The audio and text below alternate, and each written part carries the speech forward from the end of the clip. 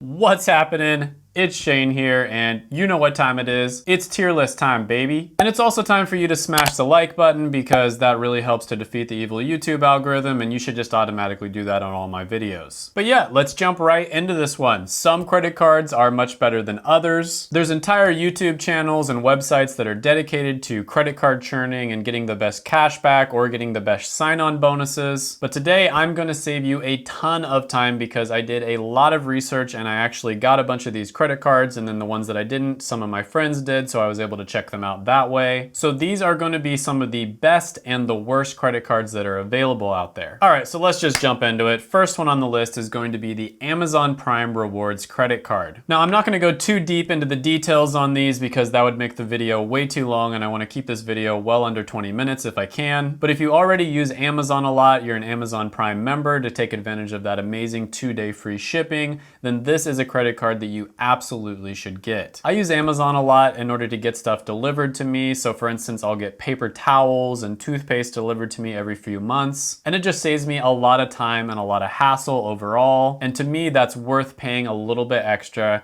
for the delivery. So if you're already using Amazon for that reason, you are going to get 5% cash back on your purchases. That is incredibly good. Now, on top of that, you also get 2% cash back at restaurants and gas stations. This is a no annual fee credit card if you don't count the amount of money that you have to pay for your Prime membership. And overall, I just think the combination of the amount of time that Amazon saves you, the value that they give, the fact that you can get stuff in 2 days if you need it, and the fact that it gives 5% cash back on all purchases at Amazon as well as Whole Foods means that this one is S tier status. I have this card and it's one of my favorites. Another one that I have is going to be the American Express Gold card, and this one is especially good when it comes to dining out. So first of all, it offers a really good sign-on bonus. I think at the time I signed on, I got 40,000 points as long as I spent $4,000 within the first 3 months. Right now, I saw some of the promos that were offered were around 35,000 membership reward points, but I'm sure if you looked around enough, you could find something better than that. Now, on top of that, it does offer 4 times the amount of membership rewards points when it comes to cash back if you use it for dining out, and then 3 times the amount of points if you use it for flights. Now, this is an annual fee credit card and it does cost about $250 a year. A lot of channels out there love recommending annual fee credit cards, and in my opinion, for the average person, they're not going to be worth it. There are a few exceptions in my opinion, ones that really do offer just an exceptional,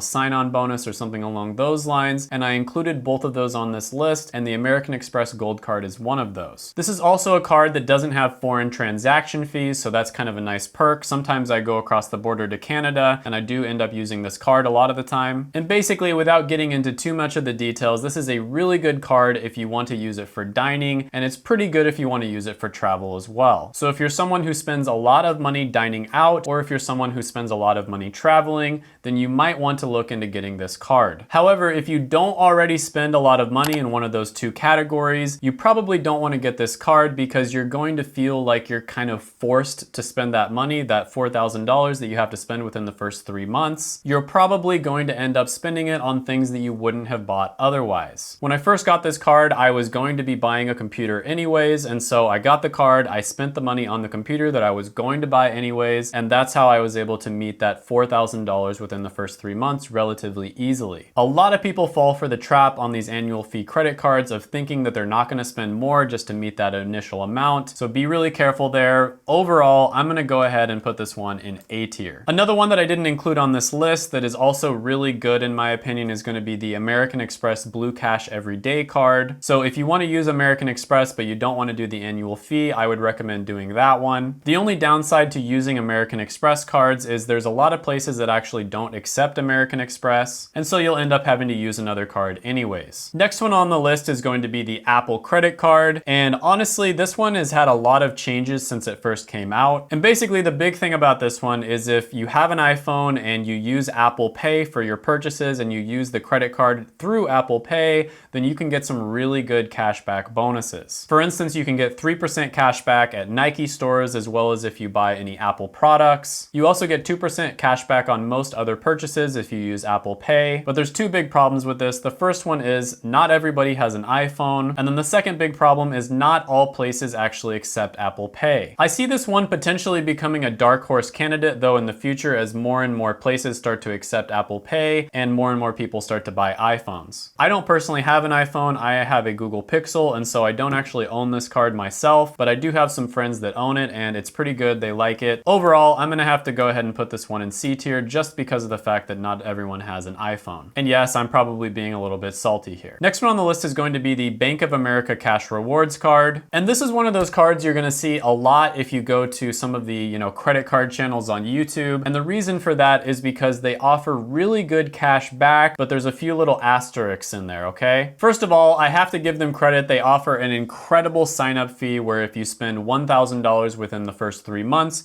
you're going to get $200 online cash rewards back. Honestly, that's one of the best offers out there. So the big selling point here is you get to choose a category. Like let's say you spend a lot of money on gas, or let's say you spend a lot of money dining out. You can choose that one category and you can get 3% cash back. But there's all kinds of tiny little exceptions to this, like you can only spend up to $2,500 on your combined choices. And if you're a preferred rewards member, aka somebody who also banks with them, you can get 25 to 75% more on your cash back. And I think because of the fact that it has such a good sign-on bonus, this is definitely a great one if you're a beginner and you want to get your first couple credit cards. And if you're smart about how you use the 3% cash back category and you read all of the little exceptions that they have, you can really maximize this card. So overall, I'm gonna have to put this one in A tier. Next one on the list is going to be the Chase Sapphire Reserve, and this is going to be the second annual fee credit card that I recommend. So if you're somebody who travels all the time, this might be the best card for you. What I mean by that is if you're somebody who spends a lot of money traveling already, you're not planning on doing it, but you're doing it already, getting this card can definitely pay off for you. And that's because you can earn 50,000 bonus points as long as you spend $4,000 in purchases in your first 3 months. And that equates to about $750 in travel credit. On top of that, you get $300 in annual travel credit that will be reimbursed to your account as long as you're spending money on traveling in the first place. And then after you hit that $300 of travel credit, you will get 3 times the points in cash back on anything related to travel expenditures. It also has $0 foreign transaction fees, which is a huge perk if you're traveling to another country. And honestly, there's a ton of other little perks and benefits here, and it would just take way too long to go over all of them. But the big thing here, the reason that it is not going to go into S tier, and the reason why I have a lot of reservations about getting any type of annual fee credit card is because there is a whopping $550 annual fee. So this card and the American Express Gold card are both, metal, they're very hefty, and because of that, they have a lot of people who really want to get them. It's almost like a status symbol or something like that, but you are gonna pay a pretty penny for that hefty little credit card, and you need to make sure that you would have already been spending a bunch of money on either traveling or dining out in the first place in order to justify signing up for one of these. Overall, this is a really good one. I am gonna go ahead and put this one into B tier. Next one on the list is going to be the Costco credit card, and this one is especially good if you do all of your grocery shopping at Costco. For one, if you get your gas at Costco, you can get 4% cash back, 3% cash back on restaurants and other eligible travel purchases. Now there's technically no annual fee here, but you are going to have to pay your annual Costco membership in order to get the card and in order to redeem the points. And on top of that, the points only redeem once a year and you have to go to a physical Costco location in order to use them. So I guess if you are a Costco member already and you would have been paying for that service anyways, this one might be worth it for you to sign up for. But overall, I think it is a little underrated in the grand scheme of things, so this one is gonna go into C tier. Next one on the list is going to be the Credit One Platinum card. And the logo on this one looks suspiciously similar to Capital One. That seems really sketchy to me, and whenever you see something like this where they're trying to kind of like look like another company in order to kind of like trick you into thinking that they're another company, to me that's a huge red flag. Now this one might be a decent option for you if you kind of have like a low credit score and you're trying to build it back up, but it has really high interest rates, and so you're gonna wanna pay off your balance every single month.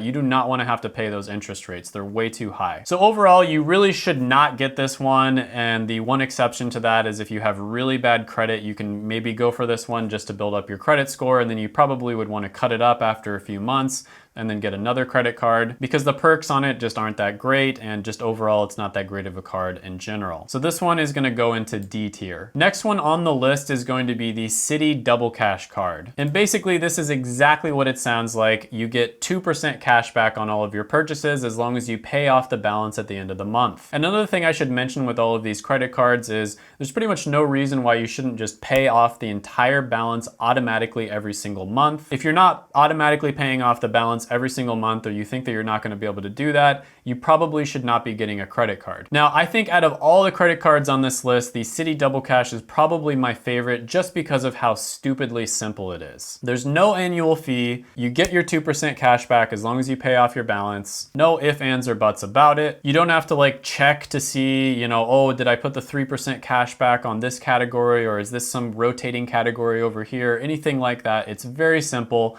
You get the card, it's 2% cash back. I don't think they're ever gonna change that. It's gonna be 2% cash back pretty much no matter what, because it's literally the name of the card, Double Cash. This is also a credit card that you'll have a good chance of getting if you're a beginner. Some of the credit cards on this list, like the American Express Gold card, you might not get if you're a beginner and your credit score isn't high enough yet. But this is one where you'd have a pretty good chance of getting it even if you have a normal credit score. And in my opinion, it's the best one on the entire list. So this one is clearly S tier status. Another really good beginner card is going to be the Discover It credit card. Now, first of all, they offer one of the best introductory offers on the entire market. Discover will match all of the cash back you earn at the end of your first year. So let's say you got $300 cash back at the end of your first year, they will match it and you'll end up getting $600. And there's actually no limit to how much is matched. That might be the best offer on the entire list. Like, that is incredible. Unfortunately, it only lasts for 1 year, and so after your first year, you're not gonna get that incredible offer again. But the second big selling point with the Discover It credit card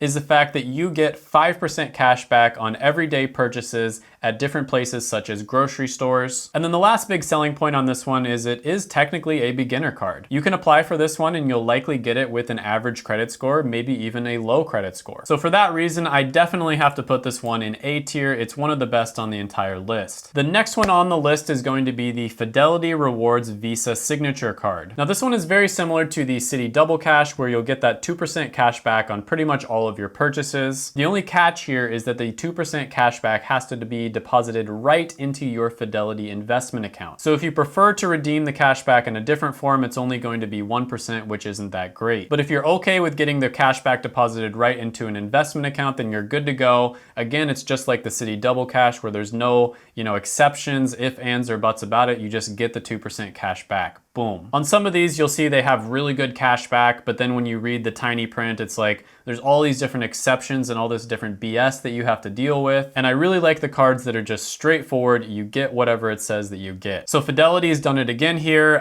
You can see that this is a company that is extremely dedicated to giving the best possible service, whether it's their bank account, their investment account, or any other number of services such as their savings. Really love Fidelity. This one goes in S tier. Next one on the list is going to be the MasterCard Gold card. Now, in my opinion, this one is pretty sketchy, okay? I'm picking my words very carefully here because I just don't want to trash the company, but now the thing about getting a metal credit card is generally you have to have a pretty good credit score in order to qualify for them. So this company noticed that, and they realized that there's a huge demand of people who want metal credit cards, but they don't necessarily have a good credit score. So what did they do? They created the MasterCard Gold card. Now I'm not gonna go into the details that much, but the cash back that you get on this is not very good when you compare it to almost all other annual fee credit cards. The annual fee for this one is $995. Do I need to say anything else? F tier. Oh, but wait, there's a different one. The MasterCard Black card. It's very similar to the MasterCard Gold card, except the annual fee is only $495. F tier for both. Next one on the list is going to be the Target Card Red card. And this is basically for people who shop at Target. Any follower of my channel should not be regularly shopping at Target. Target is honestly extremely expensive compared to a lot of the other brick and mortar stores. And it's basically designed for Karens across across the US to spend 1.5 to 2 times as much as they should on everyday household items. Seriously, there's videos of people going to Target and finding something, and then they go to the dollar store just down the block and they find that same thing for 1/3 of the price. Look it up if you don't believe me. I guess if you already shop at Target all the time, this one would be worth it. It does have really good perks and benefits, but really you shouldn't be shopping at Target all the time, and for that reason I'm gonna go ahead and put it in D tier. Next one on the list is going to be the Reflex card, and this is another one that basically caters to people who have really bad credit scores. This is very similar to the Credit One credit card, but it's actually a lot worse. Really high fees, really high interest rates.